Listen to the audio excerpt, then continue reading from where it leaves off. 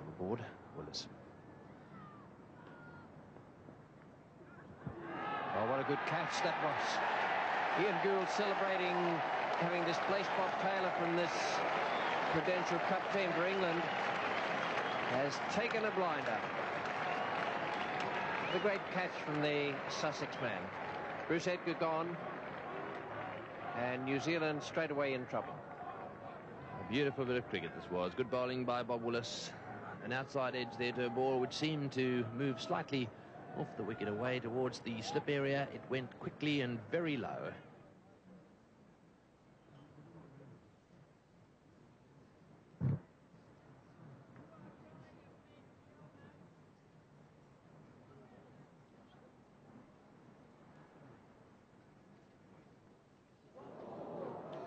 Out of reach, but the actions of the players, it certainly came off the thin edge. Nowhere near Ian Gould. Would have been something to pull off a second great catch.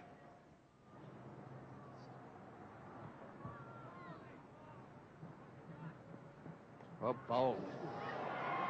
What a good delivery that was.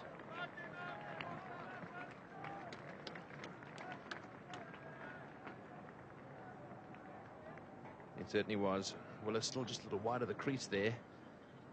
Getting this one just to hold up a little bit, and I think perhaps off the inside edge onto the back pad.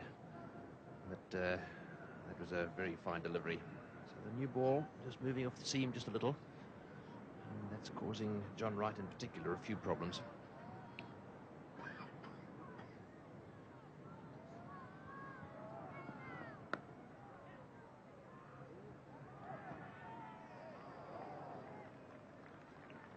Fowler's then out of cover.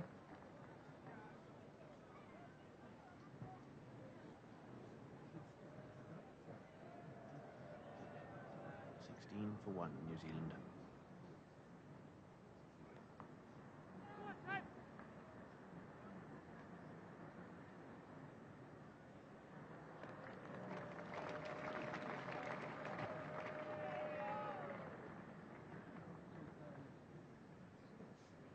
$17 for 1 wicket.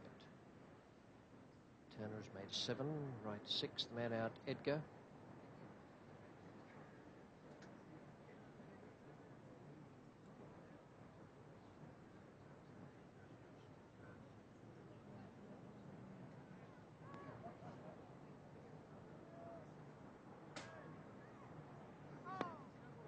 To no ball. There'll be an extra delivery in this over, and nicely got away there by Turner. Easy 3 runs for him.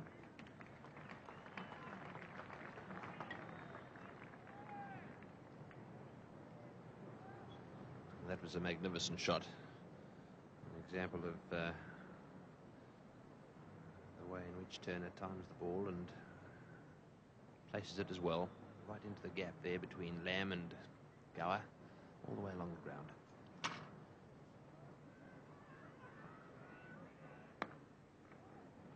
Didn't time that, but he's got it away well enough to race down to the Vauxhall end, a little bit downhill that way, and 4 more to John Wright. That's a good over for New Zealand. Not quite so good for Graham Dilley. Total goes up to 24 for 1. Each batsman 10, the man out Edgar, who was brilliantly caught by Gould off Willis for 3.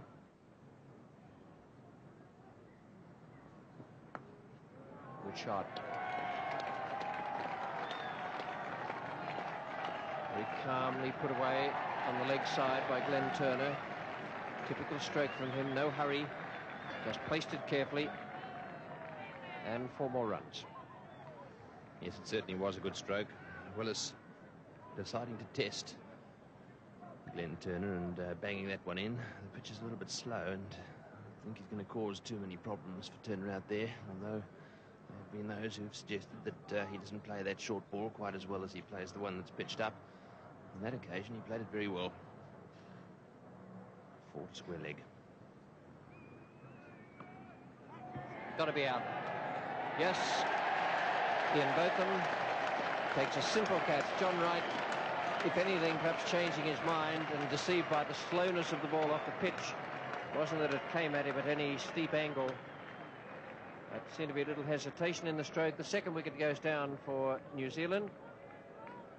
Yes, Wright certainly didn't execute that full shot very well. It was a little bit slow, and it ended up by going straight up in the air and presenting itself to Botham, who could never possibly have dropped that particular one. It was so easy, and Wright looked very disappointed. Obviously misread the pace of it. Perhaps a little bit optimistic, going for that hook shot straight away, and it's the end of him. So 2 wickets down now for 28.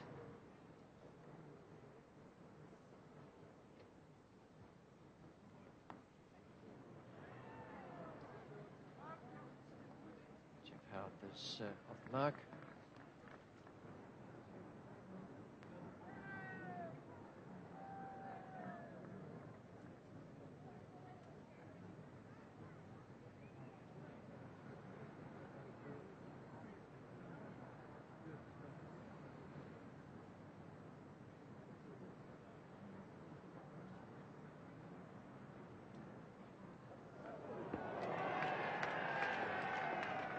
I don't think we've seen very many better balls bowled than that so far this summer. Almost cut Turner in two. Yes, it certainly was.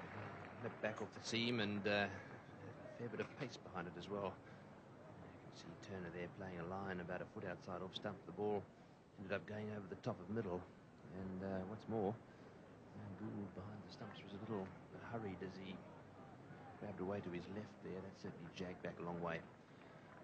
So 30 for 2 now, New Zealand.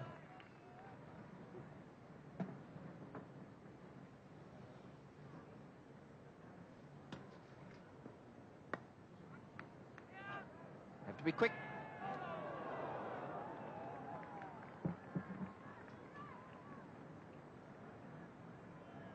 Would have been very, very close had Gower managed to hit the stumps. Yes, I think he would have been 6 or 8 inches out of his ground. Ball played away on the off stump, and he set off straight away. That was his call, and yes, I think perhaps even a foot and a half. 31 for 2. 292 still to go. Long, long way.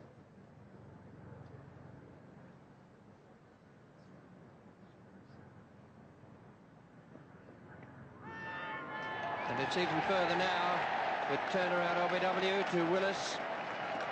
31 for 2. Didn't look completely enamoured with the decision, Glenn Turner.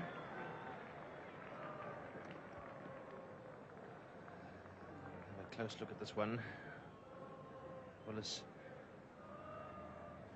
Turner to play from the crease there. It looked very adjacent to the stumps. I suppose if Turner's unhappy about anything, it might be that he thought he might have got a bit of bat on it, but it looked very adjacent. And umpire Mayer there had no hesitation in raising his finger, and that's a huge blow to New Zealand. Glenn Turner out to OBW to the bowling of Bob Willis, who now has 2 wickets. And the New Zealanders have slumped to 31 for 3, and they're chasing 323. So the tall Jeremy Coney. Receiving a very useful bouncer there, first ball. Haven't seen many of those flying around here today.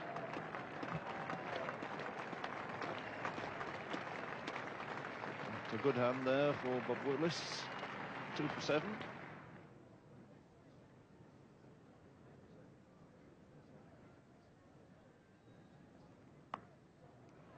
Oh, that's a good looking shot. And swayed onto the back foot, put it away quite beautifully square. So 4 runs to New Zealand captain Howard. And a fine shot this. Anything short of a length, it sits up and begs. Beautiful shot there by Jeff Howard.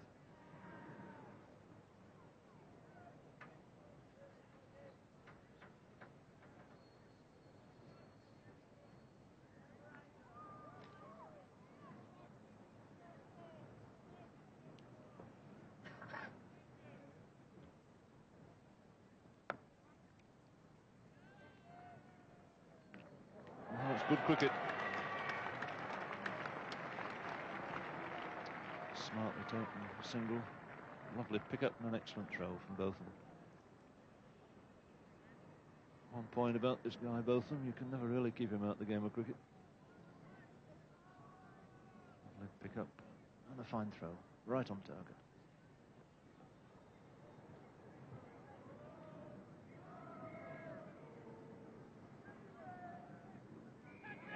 And that could be a catch, and indeed it is, and it's thrown away there by Jeff Howard.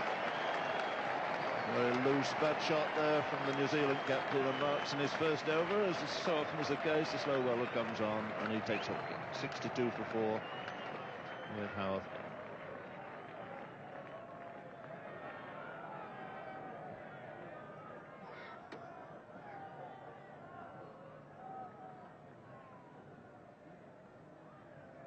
Well, I think Jeff Howard will be very disappointed with himself playing a shot like that.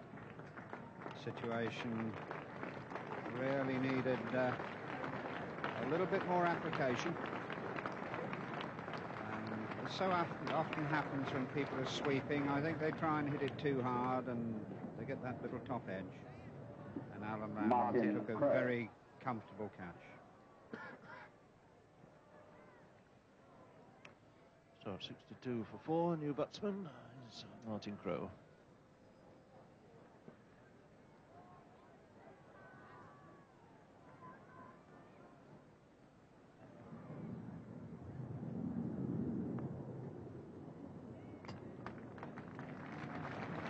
So Mark starts with a wicket made. And, you can't do much better than that.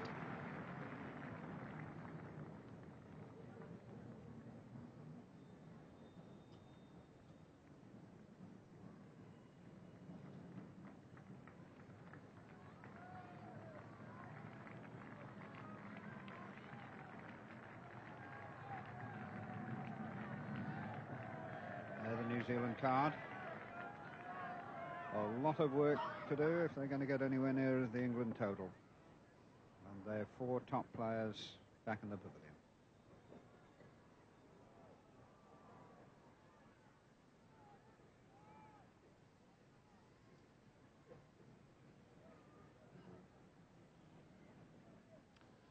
Allen seems deciding that he'd like a slip now. 62 for 4.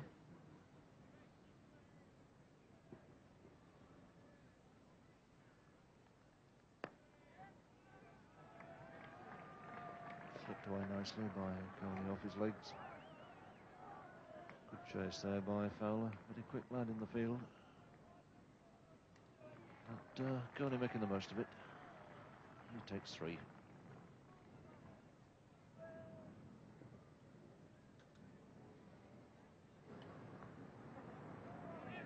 There he goes. Marvellous throw. That's the Botham of old. The lack of fire has gone in the field. Certainly has come back. Well, that was an outstanding bit of fielding.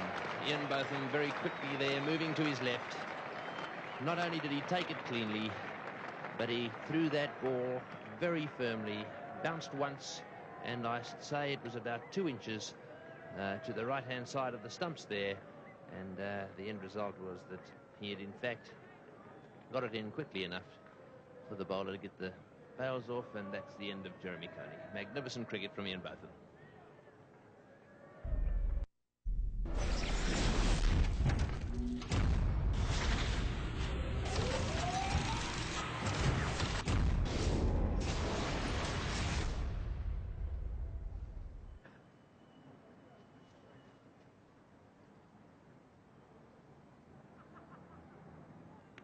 Bowled him. Classic ball for the man who's looking for the big hit, eager to play a few shots, well up.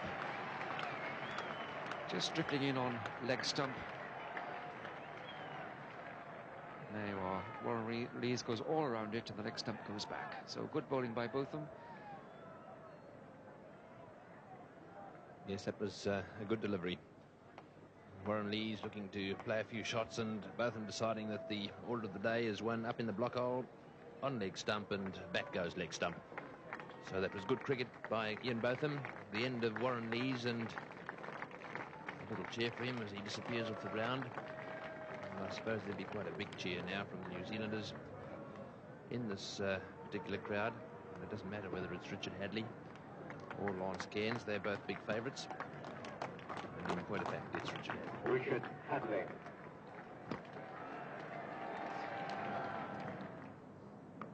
There you are. That's the confidence that this young man has acquired, and he middles that. Sweet sound off the meat of the bat. 4 runs. Yes, that was a bad delivery.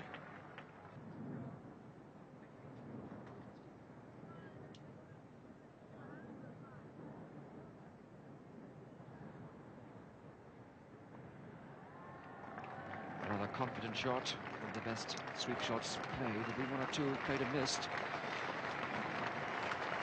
And that is a handsome way to bring up the personal 50 for Martin Crowe. 5 fours and his highest score in a limited over match, a one-day international.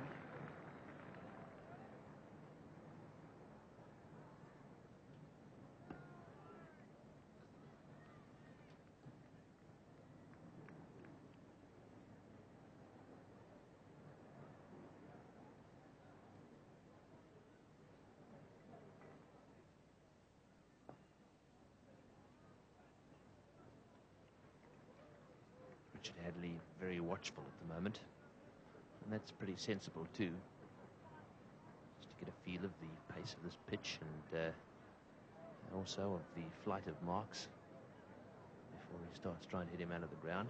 That won't take too long. And there it is. It's got miles in the sky, and that's sport without any trouble at all. Well, Richard Hadley being praised by Tony Greig for his circumspection, suddenly gives it everything and up it goes. Yes, he's always found it just a little bit hard to contain himself, and he decided to go for the big one here, aiming that shot at mid-wicket, I think, and it's spooned up in the air and was taken at backward point. So the end of Richard Hadley, and New Zealand now in all sorts of trouble. So Lance Cairns prepares to face his first ball. Vic Marks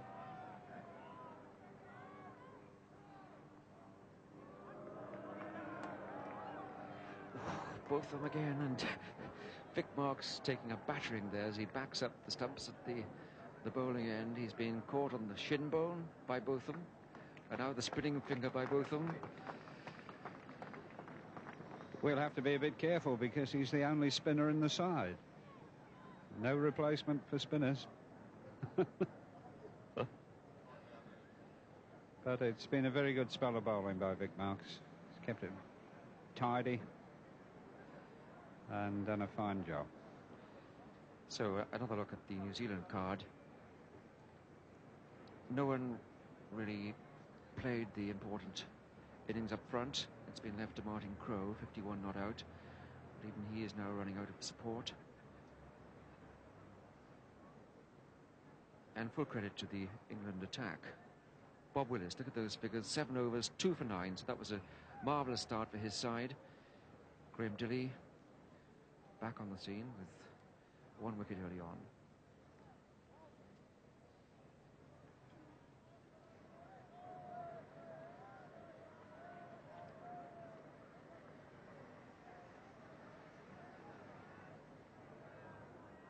There's the requirement.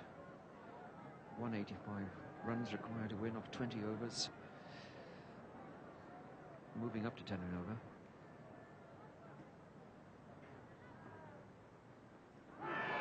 That's out.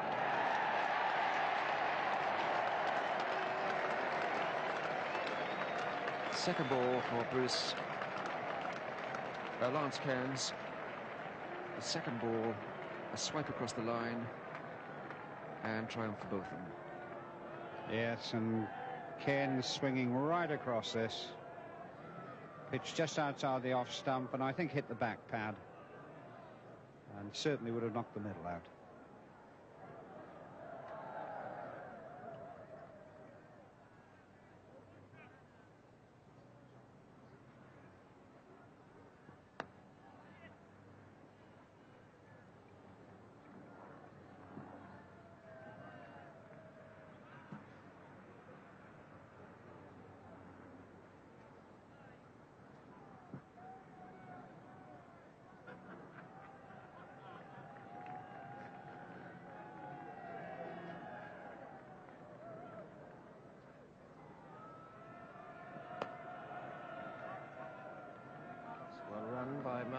last ball of the over, so he can keep the strike. And that's the finish of Ian Botham's 12th over.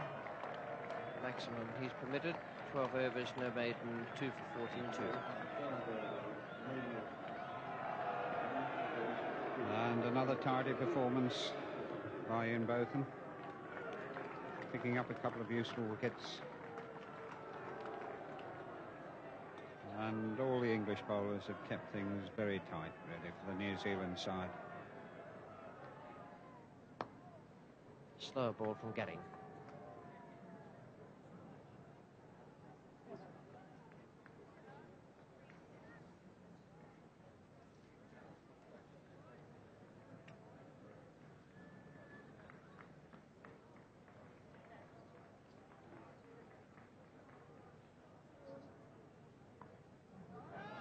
Snedden's got that away on the onside. Big Marks is under it, and he's put it down.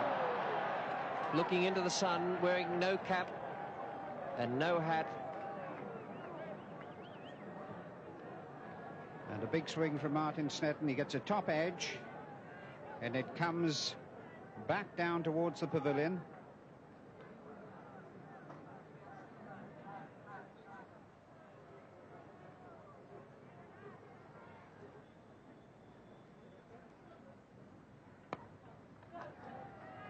Snedden's looking for 2, but won't get it. Dilly is the man coming in from deep mid-off. So Martin Crowe has gone on to 80.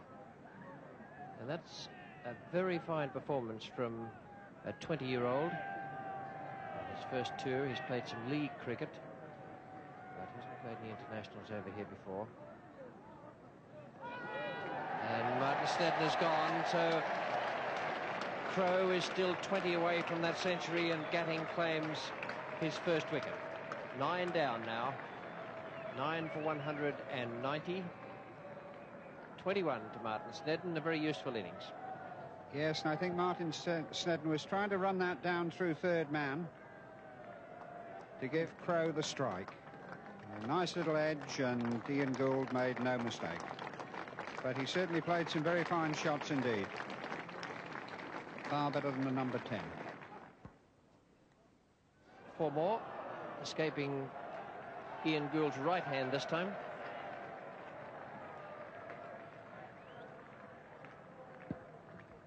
And perfect first slip catch.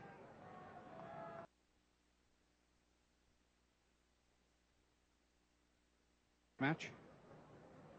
He has managed to get a wicket, but he's bowled reasonably well. 12 overs, no wicket for 47, and no luck at all either.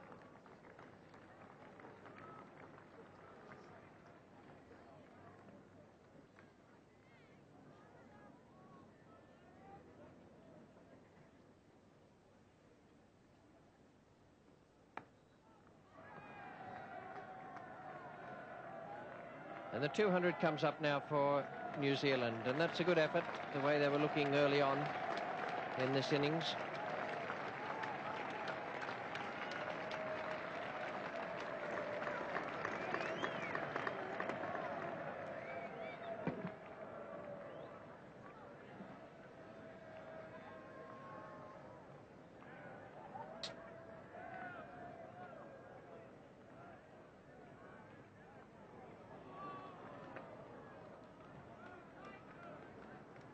Although there might be some thought that there's not much point in New Zealand hanging around in this situation because they are beaten, they are in fact doing the right thing, because these runs could be handy for them at a later stage of the competition. If you get to the stage of the semi-finals and the teams have the same number of points, then a place in the semi-finals would depend on which team has won the most matches, or if that is equal. It's beaten Alan Lamb behind square. Yes, if they're equal on points and the number of matches won, then it becomes a matter of the fastest scoring rate in all group matches. And if a team is out in an innings in less than its full quota of overs,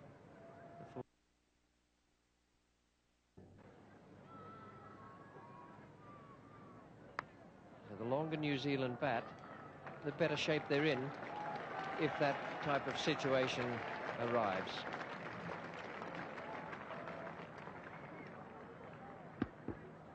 And a good shot by Martin Crowe here, clipping this off his legs and going through for 4. And Martin Crowe has moved on to 87.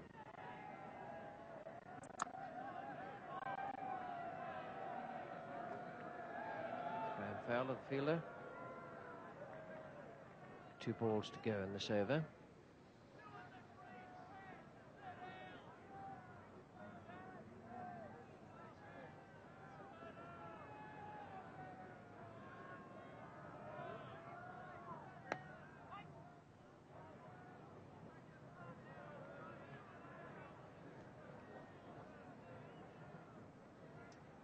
Now what will England do?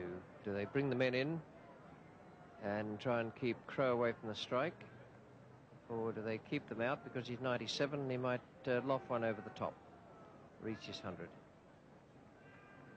This will be the end of the 59th over.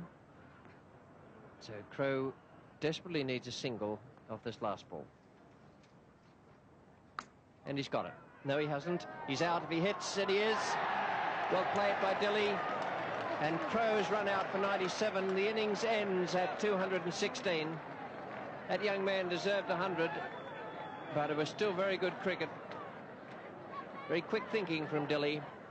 So the match won by England. They made 322 for 6, and they won by 106 runs.